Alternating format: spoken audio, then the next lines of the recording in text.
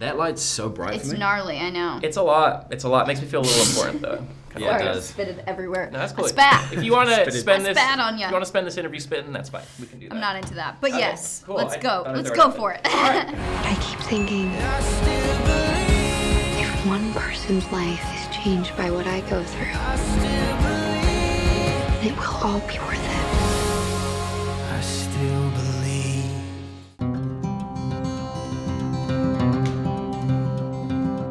So I'm a little ashamed to admit that I walked in completely blind, right? I had no idea about the details of Jeremy's story or anything that was about to happen. So what do you prefer? People to walk in blind or people to have some knowledge of who Jeremy is? Oh, good question. I don't think I have a preference. I think it's just interesting to hear what you think. What do you think about it? I think it took on a whole new tone, not knowing that it was, you know what I mean? That's what's kind of cool about people walking into it and not really understanding what Jeremy's been through in his story. I know a lot of people will be familiar with his music, but to know this about his personal life, I think will be pretty powerful for an audience. Yeah. Not knowing. Yeah. So So you did it right. I'm excited for people who don't know, because a lot of my friends and stuff don't know either. I'm excited to kind of see the reaction.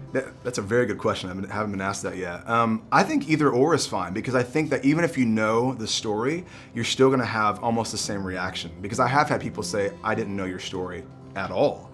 And they walked in and were blown away. And people saying, I knew your story, but didn't know the details of it as much as it was. And it still impacted them, in a huge way. And they went through the journey watching it. It's the same as you did not knowing it. You went through the same journey. And I think that's what's beautiful about the movie. I think there'll be two experiences in this movie. I think that there'll be people that know the story, that know Jeremy Camp and his music, and I think there'll be a lot of people that don't. And I think it would probably even be a better experience if you don't know anything about the story. And we just fell in love with, first of all, telling true stories. This is the third one we've done in a row. We're working on the fourth one now with the story of Kurt Warner. And I just think that there's an awesome power to true stories. And I remember the first time we heard this story, sat down with Jeremy and his wife Adrienne, and just felt so strongly about the hope that the story would bring. And we were laughing and crying, and just it was so inspirational that we thought we got to tell the story. And I can't wait for the audience to feel that same thing. We love catching people off guard too, and I think the best compliment we get is the people that say, I wouldn't have thought that I love the movie, and it caught me way off guard. And so this one, the love story, will kind of leave you talking. You're getting married. Yeah. But will she get better? I don't know, Mom. I'm supposed to be with her. I can't explain it. I just know that.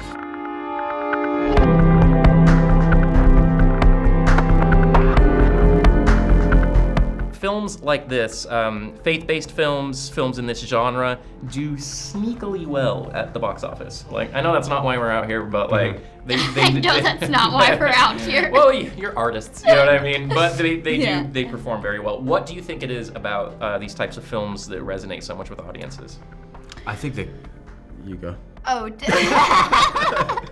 I don't mean to steal your thunder, but I mean, truthfully, I think it's just the community, because it's a good opportunity for people to go out and see a film like this, and people can bring like their church groups or their whatever, and so I think people rally around the people who are maybe like-minded and love a faith-based film, and because there's not so many each year, it's like a fun little treat for them, perhaps. That's my guess on it.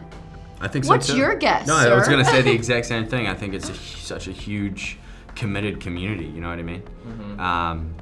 But also, the movie appeals to everyone, not just that community, Everyone. If you believe in love, Everybody. you're going to like the movie.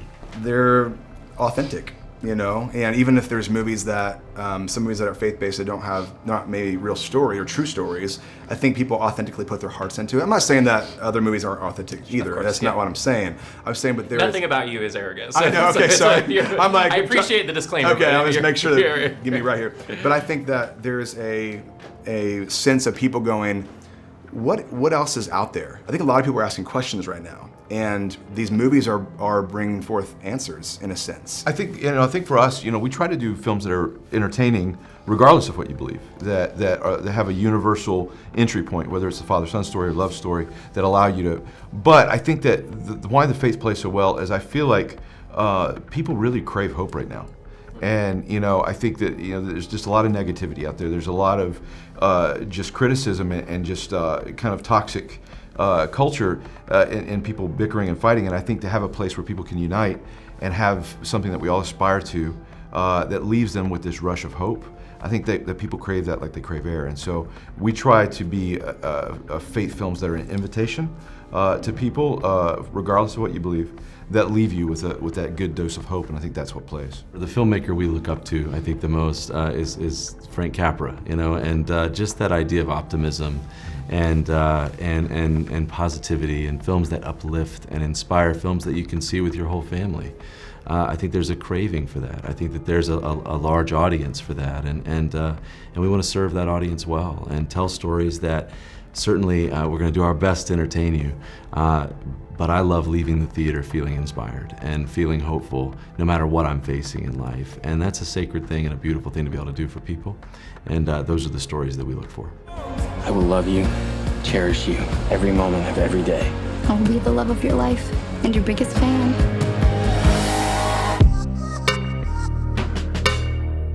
So you've now had an opportunity to play a rock star in a feature film. Like that's got to be like an awesome checklist on the bucket list thing. Yeah. What other genre roles would you like to take on in the future? Ooh, I don't know, bro. I don't know. I get asked questions like, "What do you see yourself doing in the future?" I don't know, bro. I just take it as it comes. Yeah. I had no idea. I had no clue that I'd be doing this movie 2 years ago or a year ago from now. Yeah. He's so cool. What a cool So answer. cool. Right? So intimidating. Cool guy. Okay. Cool guy. He's a cool guy. Yeah, he's a cool guy. Tell me about what a bizarre experience it is to watch a young man like that performing your songs as you, a younger version of you. It is very bizarre, but I think what gave me kind of peace and comfort over the whole thing is that he asked me one time during the filming very early on, "Hey, how did you react in this situation?" And so what that meant to me was, I care enough about you and who you are and portraying this accurately that I'm gonna ask you personally. He didn't have to do that.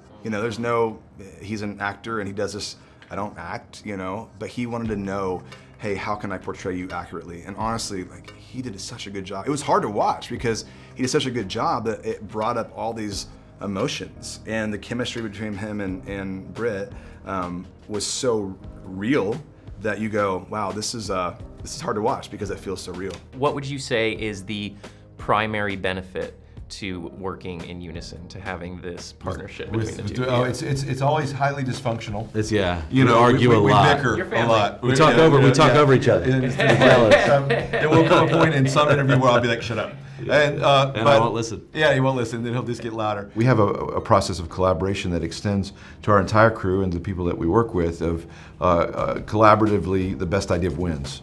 And so, we love that idea can come from anyone, anywhere. And so our partnership, we try to extend that to the rest of our, filmmaking family, and it's just such a treat to make it as a unit and to be a team.